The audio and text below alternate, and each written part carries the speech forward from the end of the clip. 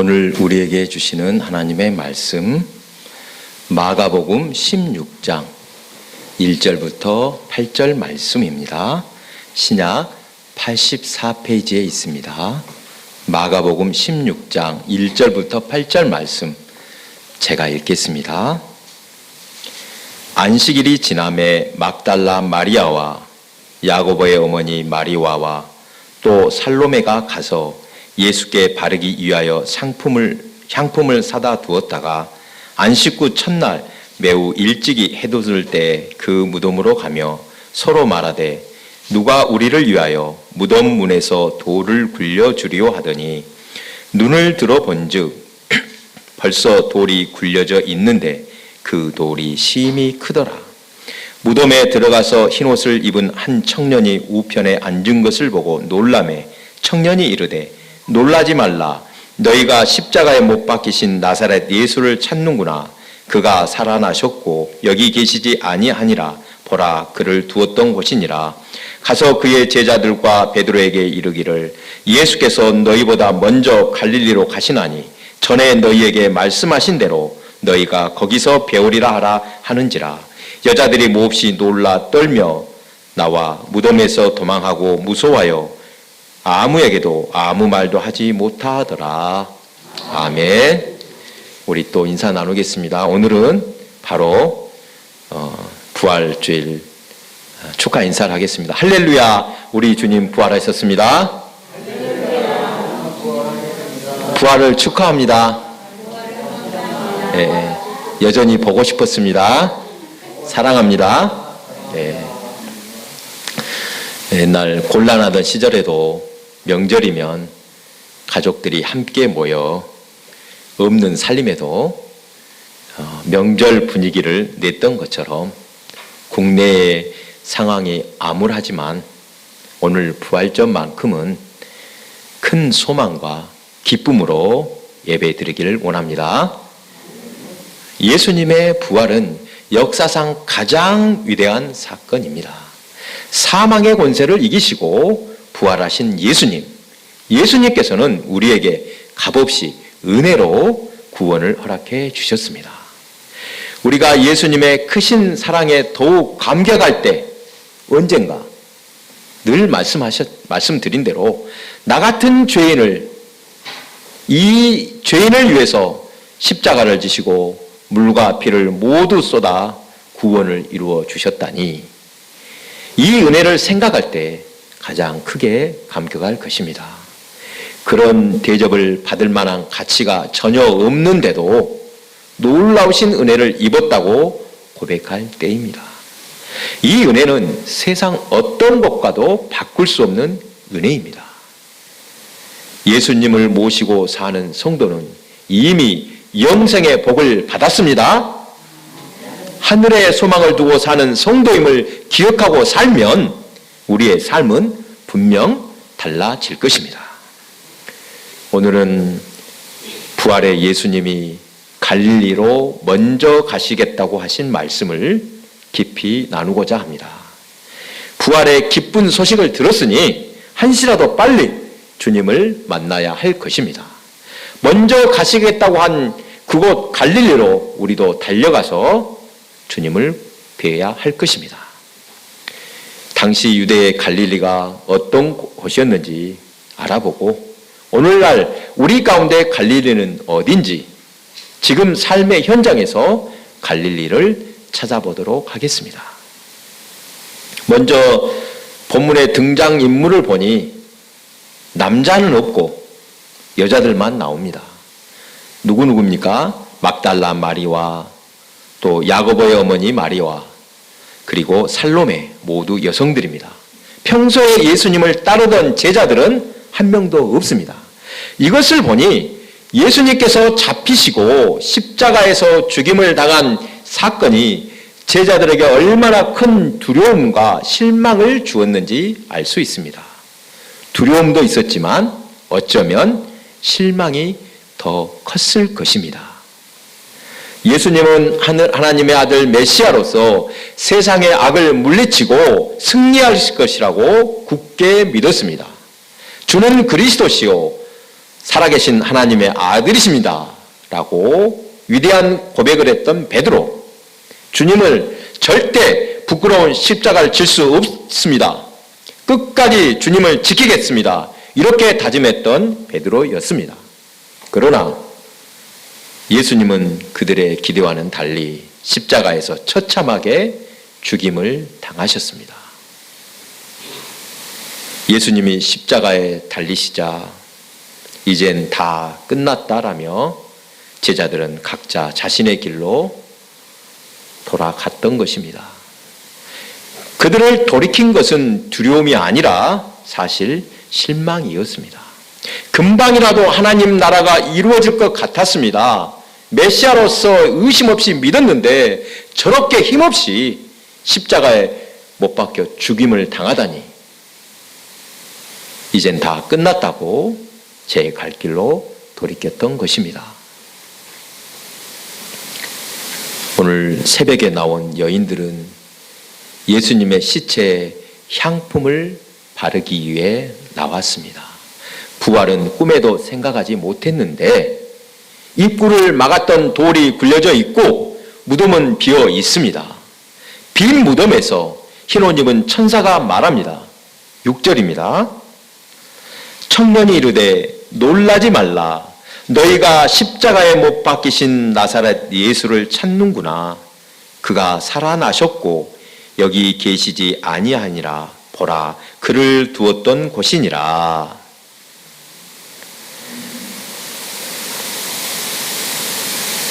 천사가 전해준 주의 부활 소식을 들을 때 여인들의 반응은 몹시 놀라 떨며 나와 무덤에서 도망했다라고 합니다.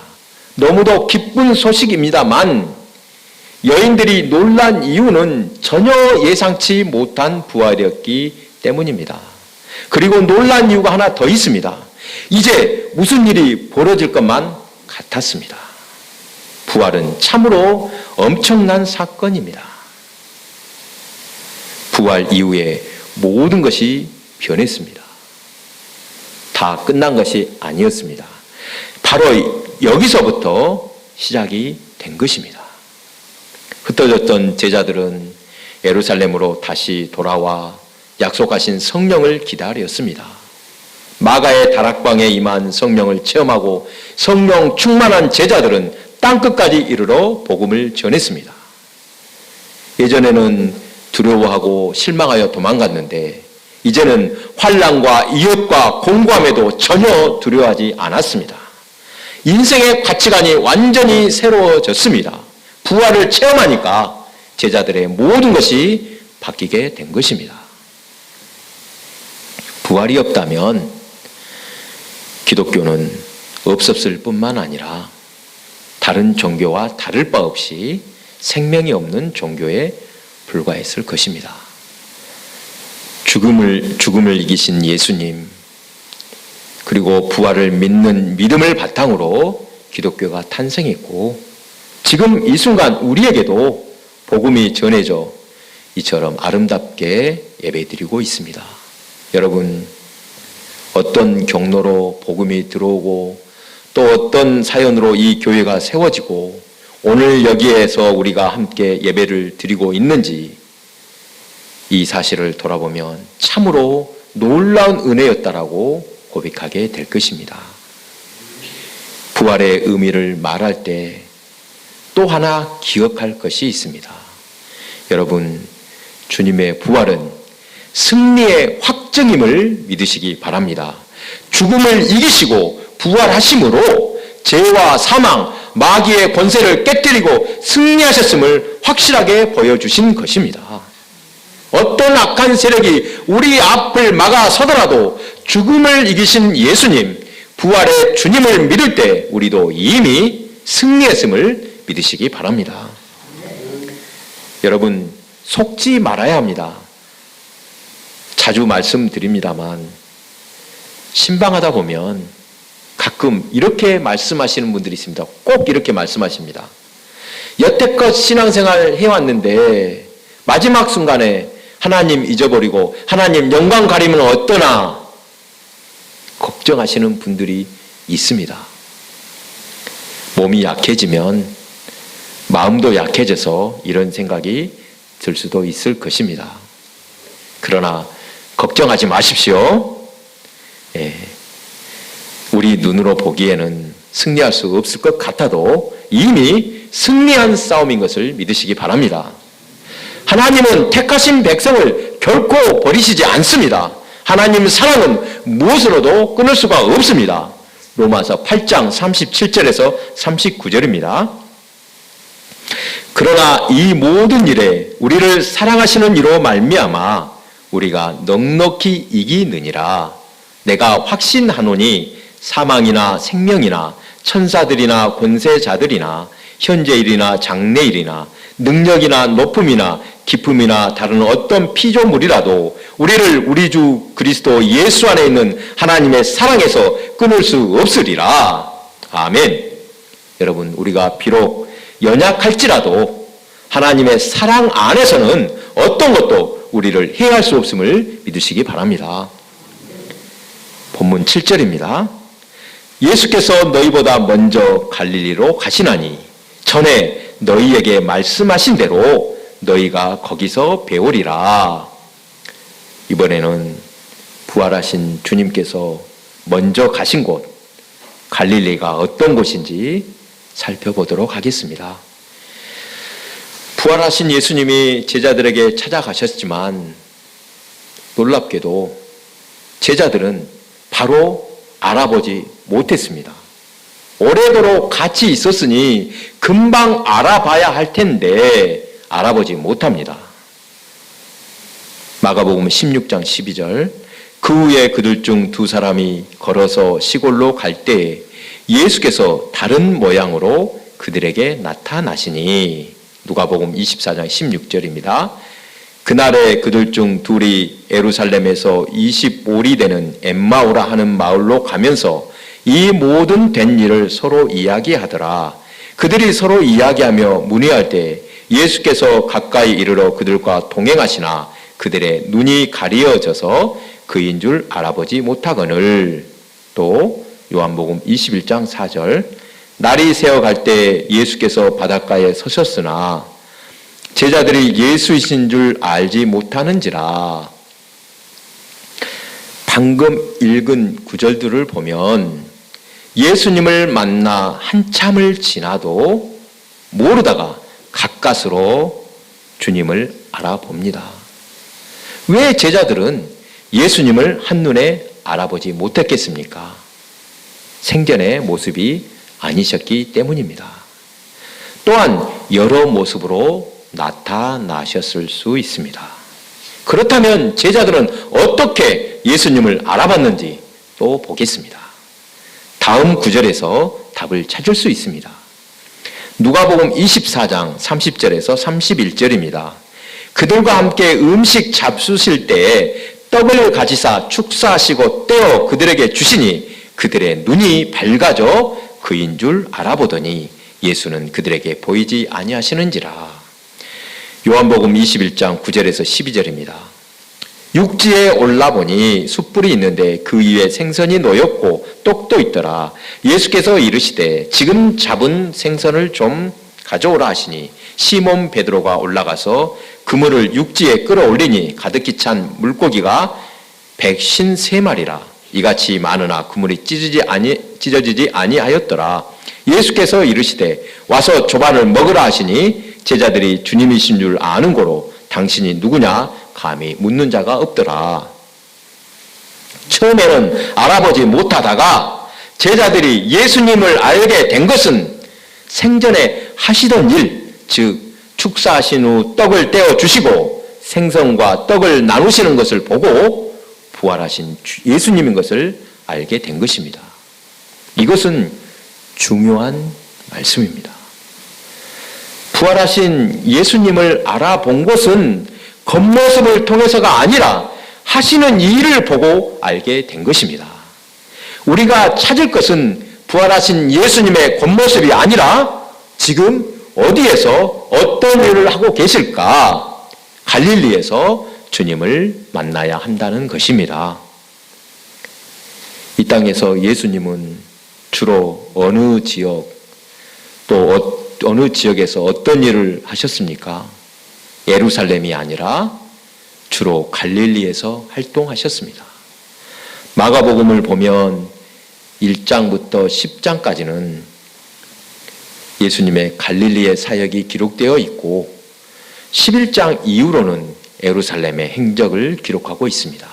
그런데 흥미로운 것은 1장부터 10장까지와 또 11장 이후의 분위기가 완전히 다르다는 것을 볼 수 있습니다. 갈릴리는 예수님과 예루살렘과 비교할 때 소외되고 가난한 땅입니다. 이스라엘의 역사를 보더라도 갈릴리는 착취당하고 억압당하는 땅이었습니다.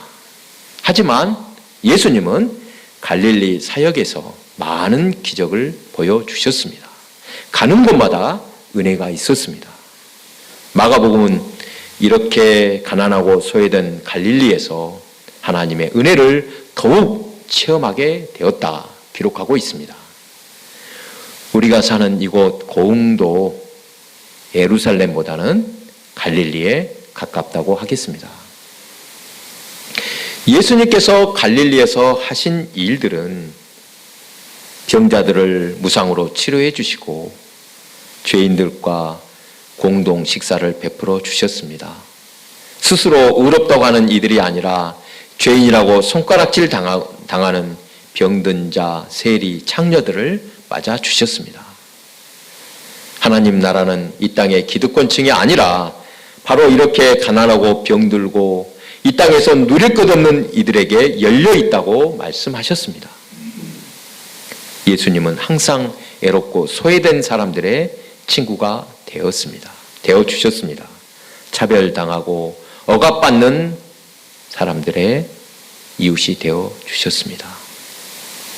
마태복음 25장 31절부터 마지막 심판의 자리를 비유로 말씀하고 있습니다.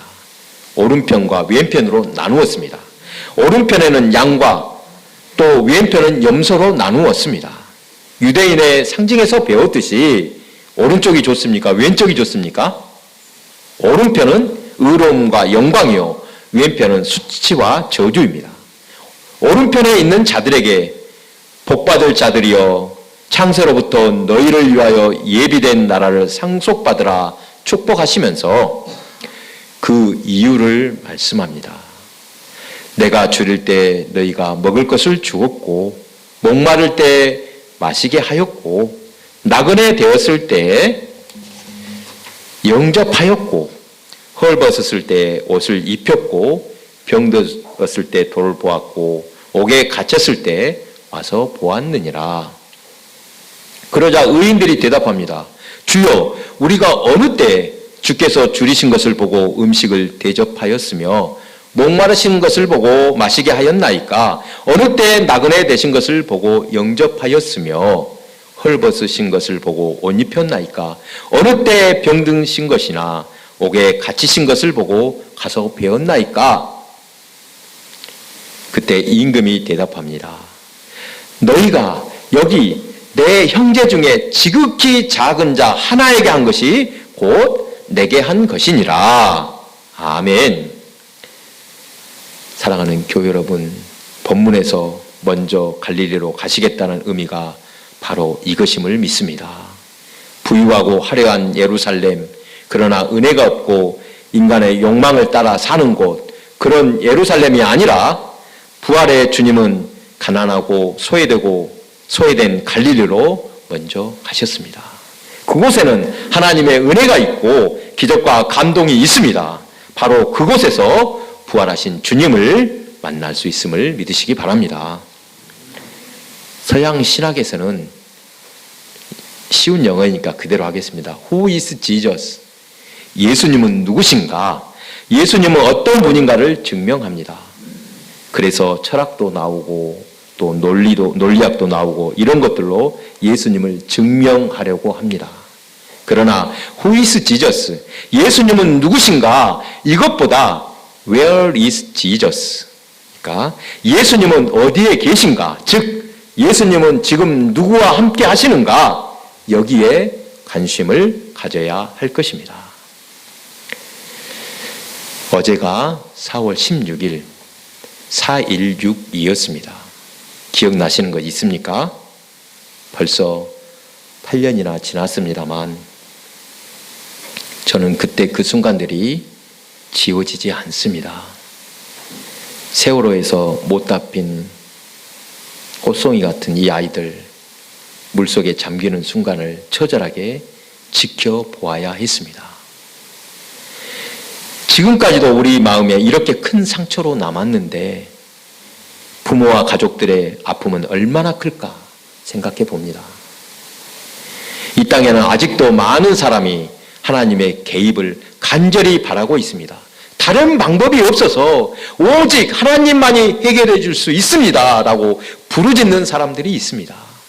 바로 그곳에 지금 예수님이 계시다는 사실을 기억해야 합니다. 우리 교회와 이 지역이 고난을 겪고 있습니다. 거대 자본과 결탁한 세력들이 힘을 쓰고 힘없는 주민은 피눈물을 흘리며 가슴을 치고 있습니다. 여러분, 내일이 아니라고 생각하시면 안 됩니다. 부활의 주님은 지금 이곳에 오셔서 우리와 함께 계심을 믿으시기 바랍니다. 구원의 손길이 임하실 줄로 믿으시기 바랍니다. 사랑하는 교회 여러분, 부활하신 주님은 예루살렘이 아니라 먼저 갈릴리로 가시겠다고 하셨습니다. 지금 우리 삶의 갈릴리에 주님은 찾아오셨음을 믿으시기 바랍니다. 주님께서 찾아오시면 모든 문제가 해결됩니다. 놀라운 기적을 맛보는 저와 여러분이 되시기 바랍니다. 기도하겠습니다.